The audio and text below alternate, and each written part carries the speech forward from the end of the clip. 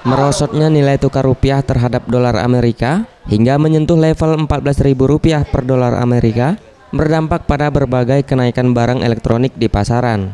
Salah satunya penjualan komputer kepada konsumen yang menurun drastis hingga 50% lebih.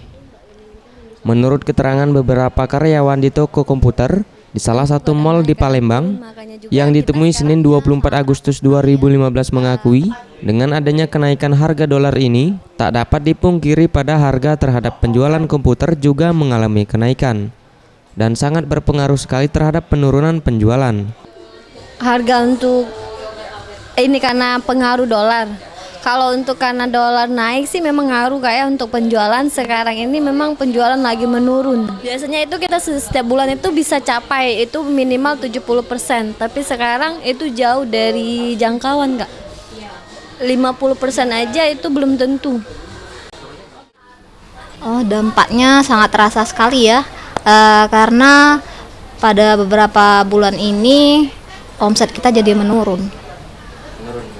Menurunnya drastis lah, bisa dibilang drastis. Kira-kira berapa persen? Kalau untuk turunnya hampir 50% lah dari bulan-bulan yang sebelumnya. Gusti Putu Sumertayasa, Sriwijaya TV.